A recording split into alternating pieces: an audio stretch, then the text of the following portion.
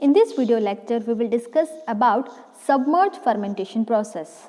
It means that the growth of microorganism as a suspension in a liquid medium in which various nutrients are either dissolved or suspended. In the submerged fermentation process, here we use liquid raw material, whereas in solid state fermentation process we were using solid raw material, free water that is present in submerged fermentation process, whereas in solid state fermentation process free water is nearly absent. Here we can use artificial or natural raw material, whereas in solid state fermentation process we were only using natural raw material. We can use bacteria, fungi, yeast that can be used in the submerged fermentation process, whereas in solid state fermentation process we were only using mostly fungi rather than the bacteria and the yeast. In the submerged fermentation process, organisms remain suspended in the fermentation medium, whereas in the solid state fermentation process, organism does not remain suspended in the fermentation medium. They remain at the top of the fermenter. This is what the difference between solid state fermentation process and submerged fermentation process. The things that we have to remember in the submerged fermentation process, that here we use liquid raw material, that is liquid fermentation medium, organisms that remain suspended in the liquid medium, free water that is being present, bacteria, yeast, fungi are used. We use natural or artificial raw material is used.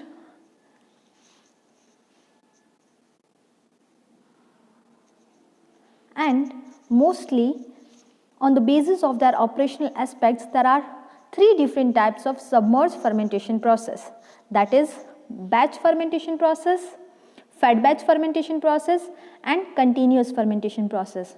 We will see each and every one in detail. First we will start with batch fermentation process. In the batch fermentation process, the things that we have to remember in the batch fermentation process, first of all we have to take a fermenter.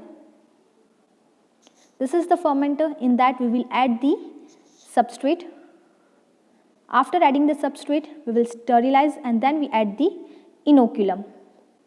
After adding the inoculum, your culture, we will give the specific period of time. After the specific period of time, for example some days or a month, that we recover our product. This is what all about the batch fermentation process. It is mostly used for the production of beverages, alcohol, organic compound, acid, organics. First of all, we have to take a fermenter. In that we have to add a substrate and then we have to add a culture. After adding all those things, we have to give the some specific period of time. After the some specific period of time, we go for recovery of the product. Let's see. It is a closed type of fermentation process. It is a type of fill and forget type process, because once only we have to entire all those things we have to fill, and after at the recovery time we have to work on it. Fill the fermenter for the 3/4 part of the working level. No addition of the nutrient in between. It is a batch of reaction. It has defined time period, for example that is for days or a month. No product recovery until the completion of process. Okay. In the batch fermentation process, it is a closed type, fill and forget type process. There is no addition of nutrient in between, no sampling of the nutrient in between, or the sampling can be done in between. No, there is nothing can be allowed. Only once you have to fill, and at the time of recovery we have to open. This is what all about the batch fermentation process. Now we will see what are the advantages of batch fermentation process. That is, it is a simple and easy to operate. There is no chance of contamination and it is a cheap method. Whereas disadvantages are time consuming. There is a chances of batch variability is there. Organisms are not found in their specific growth phase, because once we have to fill all those things, and at the time of recovery we are opening the fermenters. So we just not found their specific growth of the organisms, at which phase that organism is. So, and the chances of batch variability is also there. So these are the disadvantages of batch fermentation process. Now we will see fat batch fermentation. In the fat batch fermentation process, discontinuously addition of nutrient medium independent to the time. We are discontinuously we add the nutrient independent to the time. In the fat batch fermentation process, the things that we have to remember in that nutrient is added discontinuously, the amount is not fixed and the time is also not fixed. Nutrient whatever we are adding is discontinuously we are adding. The amount that we are adding, that is not fixed, and the time is also not fixed. Nutrient is added at every interval time and the product is recovered at the end of the fermentation process. In fat batch, we are providing the substrate more than the once and taking out the product once. In the batch, we are adding the substrate one and taking out the product once. Whereas in the fat batch, we are providing the substrate more than the once and taking out the product only once. Fermenter is partially filled. In the fat batch fermentation process, there are the two different types of fat batch fermenter, that is fixed volume and variable volume. In the fixed volume, the content inside the fermenter will no longer vary with the time. The content, whatever the content, for example, our fermentation medium, organisms, whatever we have added, the content inside the fermenter will no longer vary with time. Concentrated substrate is feeded. We feed the substrate, but concentrated substrate we feed. Whereas in variable volume, variable means change. Amount of volume inside the fermenter will vary with time. Whatever the amount that is being present, whatever the content that is present inside the fermenter will vary with the time, because here we are using diluted substrate is feeded. Whereas in the fixed volume, we feed the substrate, we add the substrate, concentrated substrate we feed. Whereas in the variable volume, we add or we feed diluted substrate is feeded. So that is the volume inside the fermenter will vary in the variable, whereas in the fixed, volume inside the fermenter will no longer vary with the time. Now we will see what are the advantages and disadvantages of fat batch fermentation process. In the fat batch fermentation process, the advantages are fat batch is used for those substrates which are toxic for inoculum. Why we go for fat batch? When the substrate is in high amount, it will toxic for the cells. So the advantages is that fat batch is used for those substrate which are toxic for the inoculum. At that time we go for fat batch. Fat batch process limit the production of inhibitory product on desired inoculum. Whereas disadvantages are expensive than the fat fermentation process, than the batch fermentation process.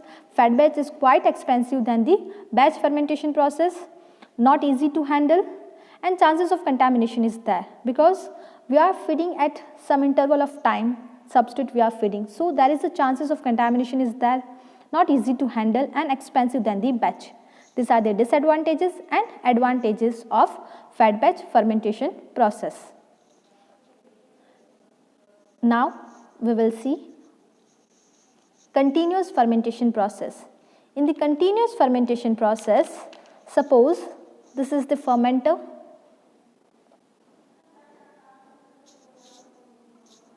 Along with the fermenter, there is a substrate tank, and here there is a flow rate controller. It will allow to add small amount of substrate from a tank into the fermenter. From here product removal chamber is there. From here at every it is a continuous fermentation process. We feed something inside continuously and we recover the product continuously.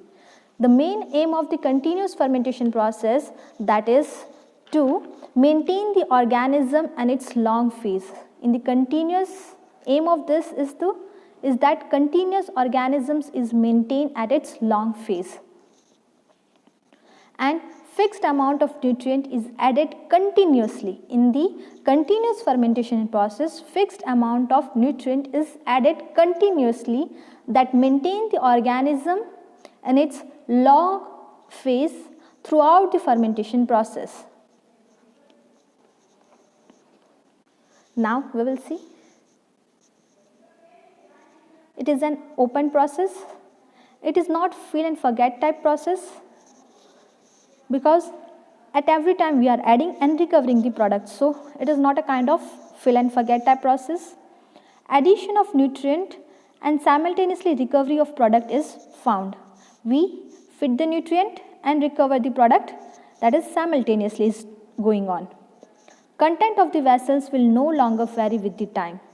The content of the vessel, which means the fermentation medium, along with that microorganisms and the product that is being producing, whatever the content that are present inside the vessel, that will no longer vary with the time in the continuous fermentation process. Steady state obtained by maintaining two different steady state principle, that is chemostat and turbidostat. Chemostat that deals with the chemical compound. Chemostat that deals with the chemical compound. Examples such as nutrient concentration,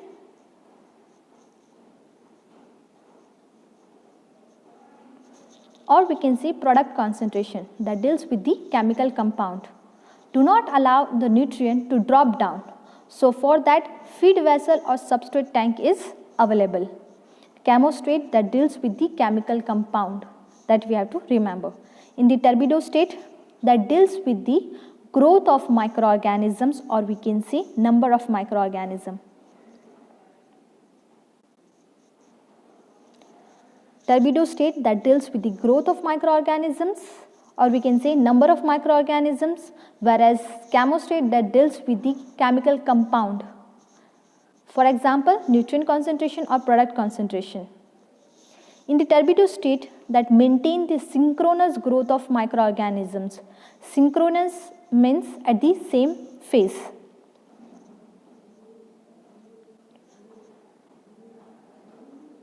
Now we will see what are the advantages and disadvantages of continuous fermentation process.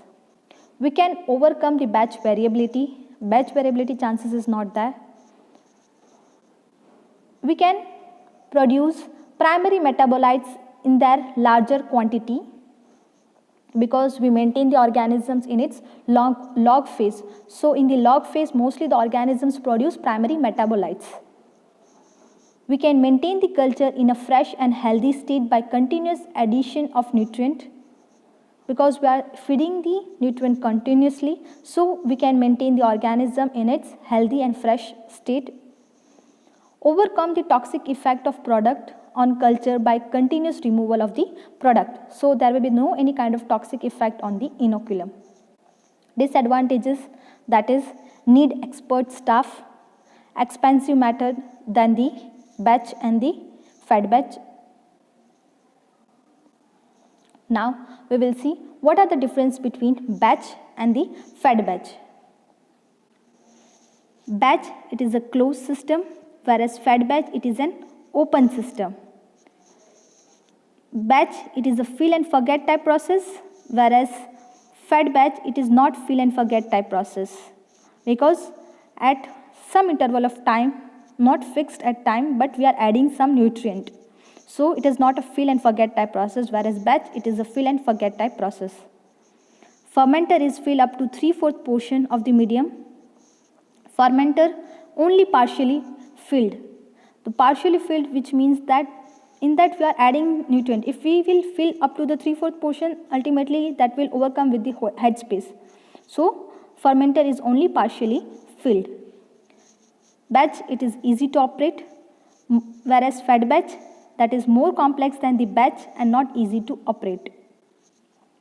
Organisms maintain in the log phase for a short period of time, whereas in this, organisms maintain in their log phase for more time period.